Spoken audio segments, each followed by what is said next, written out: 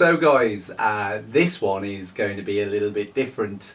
The sun has been streaming through the studio windows for the last couple of days, and if we are to have faith in the words whispered on the winds, it puts me in mind that we may actually get to attend a few conventions in person this coming summer, for which myself I cannot wait for.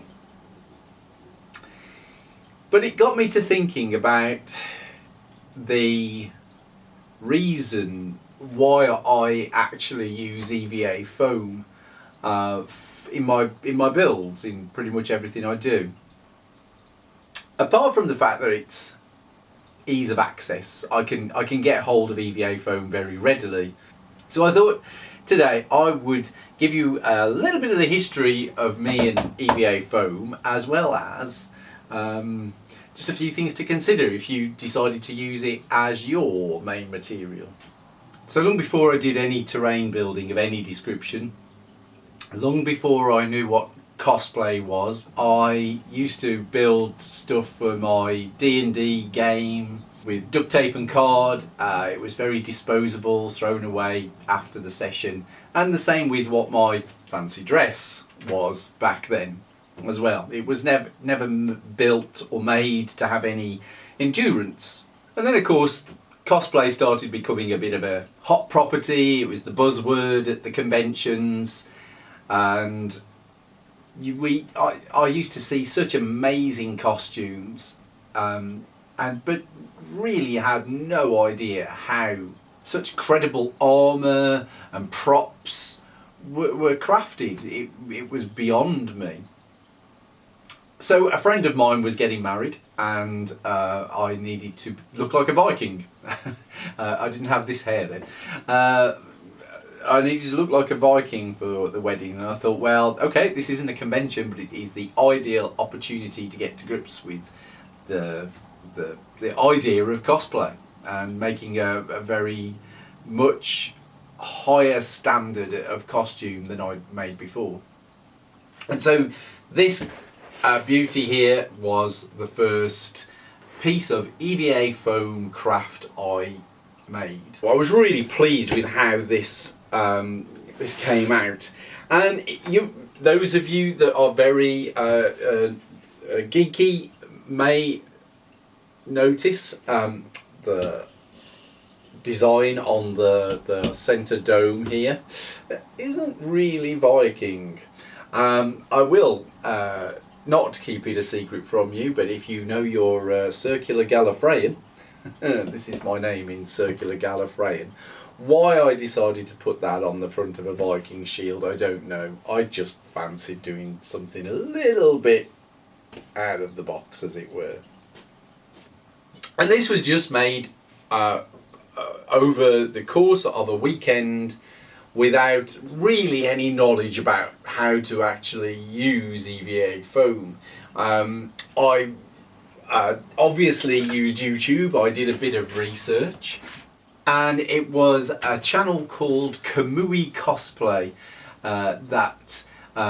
from which I learned most everything that I do with EVA, if the truth be told. Following that, my second piece was this helmet, which was actually to go with that. But what really kind of got me thinking was, well, the ease with which this material can be manipulated into curving structures, flat structures, and that really made me want to have a go at some serious cosplay. And of course that was the turning point with my very prized Buster sword, which just doesn't fit into the camera. There we go. This was a labour, it was a pride to build. I look at it now and I know that it has its issues. I'm going to talk about the various types of EVA foam in a moment. One of the things that if I knew then what I know now, I wouldn't have this great big seam running sort of vertically around where I was joining the floor tiles together.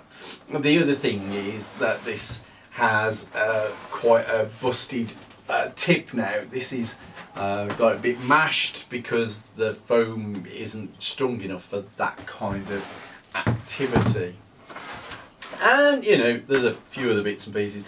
This actually has electronics built into it, so these actually light up. And I did really well. I got through to the finals. I was on the stage. Just had such a blast with it.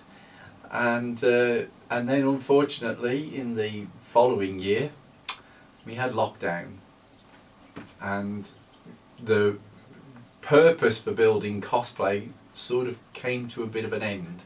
So I flailed around for a little bit, and that's when, with abundance of EVA foam lying around and the tools to use it, I refound my passion for building terrain for my games. And so, to sum this all up, EVA foam is very adaptable for two very core hobbies that I have: building terrain and props making cosplay. And that's the overriding reason for using EVA foam, because it works very well in both of those hobbies. So I want to talk to you a little bit about the actual material, EVA foam itself. I know a few people use it out there. Obviously, you cosplayers, you know this stuff through and through. But I'm talking mainly to the terrain guys here, those who may want to just try a different material for a change, just you know, change the gears for a little bit. So this is floor tiles, floor mats. I get mine from Halfords, if you recognise the brand there. These cost anywhere between £10 and £12 for a pack of 6. They are very affordable, very affordable, and you can make a ton of stuff out of just one of these packs. So for terrain, this is what I use almost exclusively, are these floor mats. They're a good density foam. They are smooth on one side, but their downside is they do have this texture on the other side. They come with obviously the interlocking teeth and this bit, which I often keep because this shape has a lot of usability in terrain, not so much in cosplay maybe. The downside to this kind of foam with this texture on, this has a very hard wearing surface. If you get the play mats rather than floor mats, that surface is not as tough. These floor mats are mainly for use in a workshop, on a garage floor, so they're built to stop spillages. But to glue this side is really hard work, and you tend to have to scuff, cut, abrase this surface to make this surface glue properly with any durability. On the other hand, this side is easy to use, and this side in terrain building is most often hidden on the inside of whatever it is we're building. So these floor mats, you heard me say, are relatively dense, so it makes them, they can get really rigid. You can get a very solid, very durable build out of this. But you can get, from cheaper sources, this floor tile. Now this has a very different feel to it. It's very spongy, and if you look up close you can see that the cell nature is very open compared to this much denser floor tile foam. This will not take glue very well. It doesn't hold its form when you heat shape, which is what you do for a helmet like this. it buckles and burns quite readily. So this is okay if you're really doing something that the finish you're not too bothered about. It's good as a gap filler blocker if you need to pack out an area. It's okay for that. I bought this as a trial, and these are just remnant pieces I have left. I don't really use this anymore. I would rather use the floor tiles. And the other way of getting foam readily and cheaply is things like yoga mats are made from foam. Again, these tend to have a slight issue. So this yoga mat, if you look, has a ribbed pattern on the one side, and it has a sort of a vinyl backing to it on the other side.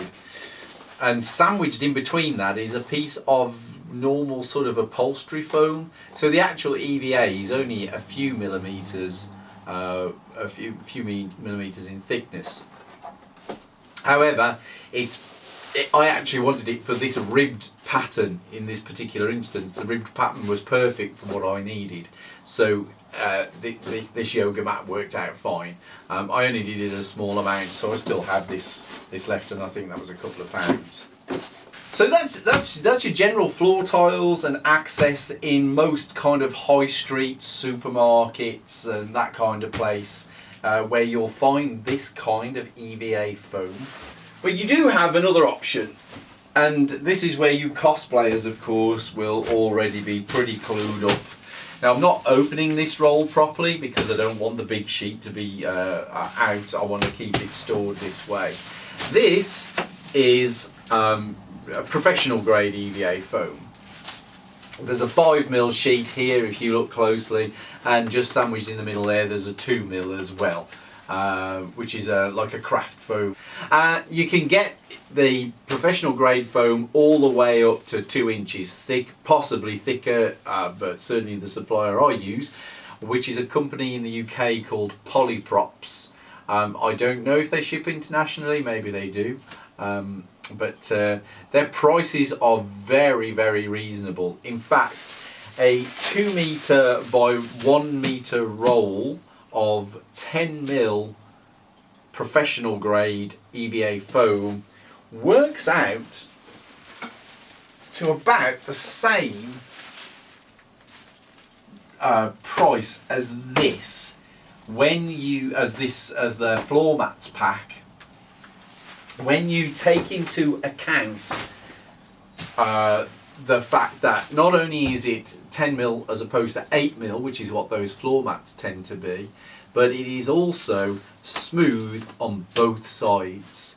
It is also much, much denser. This stuff, when you seal, heat seal and PVA seal, or whichever seal you choose to use, this is solid. And Polyprops do a seal of their own as well, which will make the EVA foam as hard as a hard hat. You know, that sort of hard. Which is mainly for cosplay, where you need it to be a bit more hard wearing. So when you weigh up the price of the time you save trying to get rid of that texture, should that be a thing, as well as just the quality, it actually works out to be about the same in value. Polyprops, I assume other suppliers as well, do the sort of 3 grades of the professional grade foam. They do their craft foam, which is great for general purpose cosplay, terrain building, and that is cheap. I mean, that is a good price.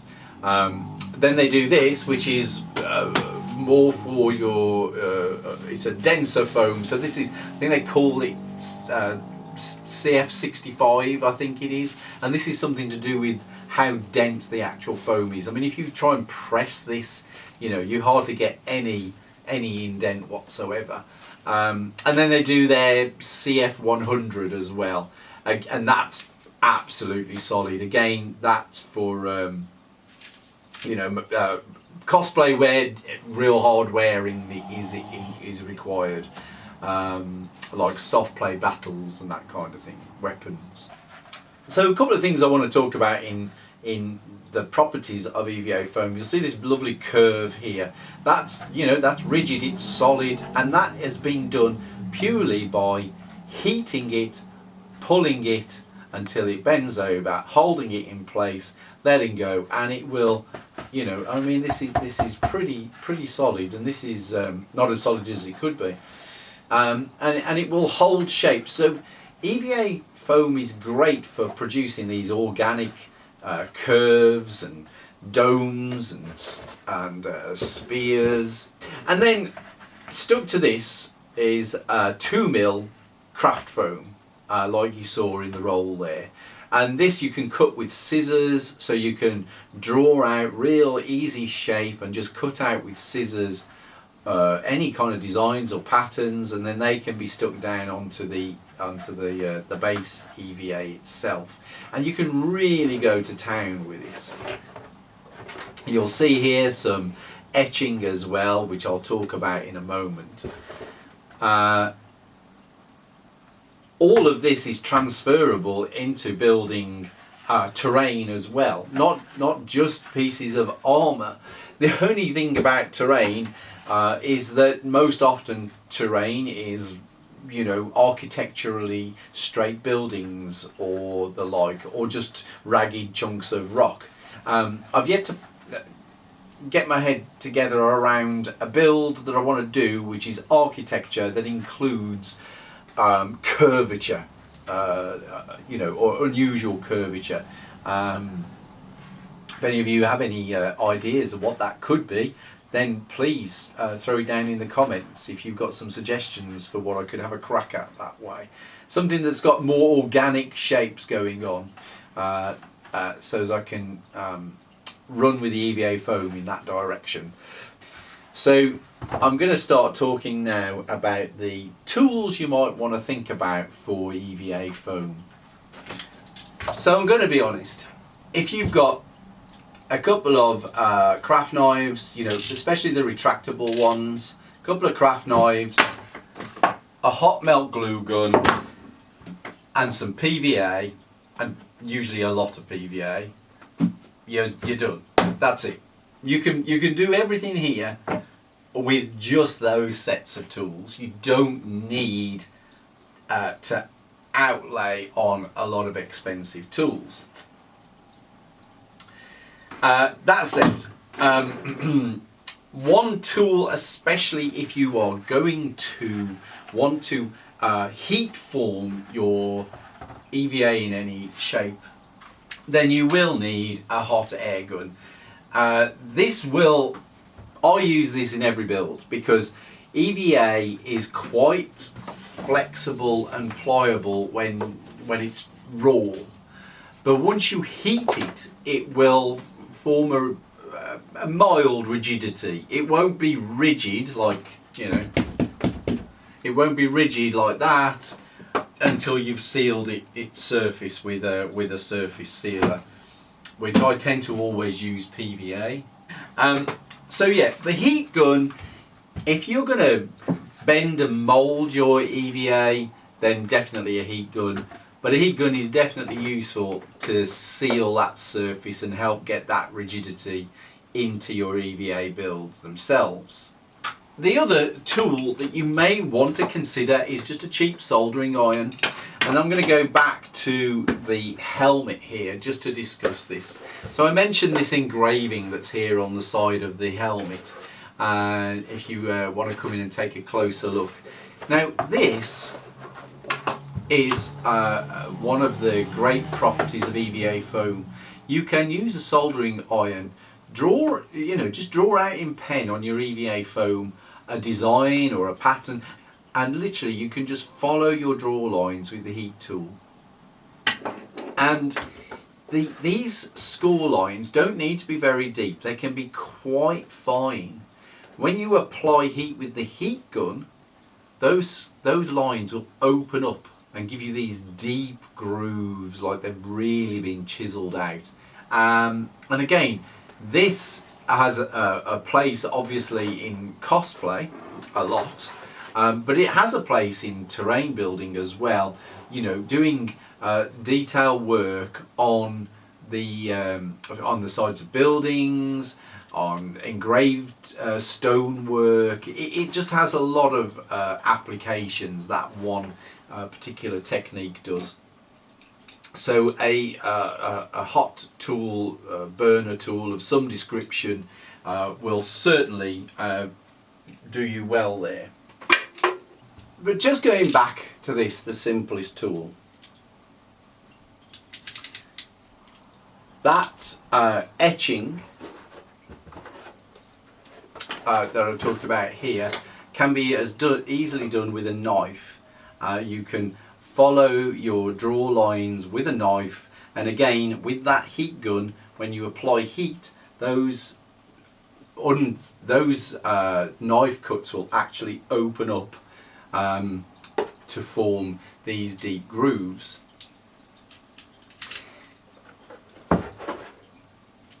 The other thing about the blade, in particular on a retractable knife, is, as with any foam, the blades will dull very, very quickly. And this was something that started to be an unacceptable cost to me, because in my own personal opinion, I don't think these blades are that cheap, you know, for how quickly you can get through them. So I bought myself a sharpener. This cost me £10, just a crafter's sharpener, and like a steel that you would use on your kitchen knives, you can sharpen these blades and they will cut like a dream for hundreds if not thousands of cuts. So I get many hours of cutting out of one length of blade for the investment of this one tool. So that is, in my considered opinion, almost a necessity if you want to save yourself some money. The only other tool that I have, and this was a purchase, it's probably the most expensive tool purchase, and that is my little bandsaw.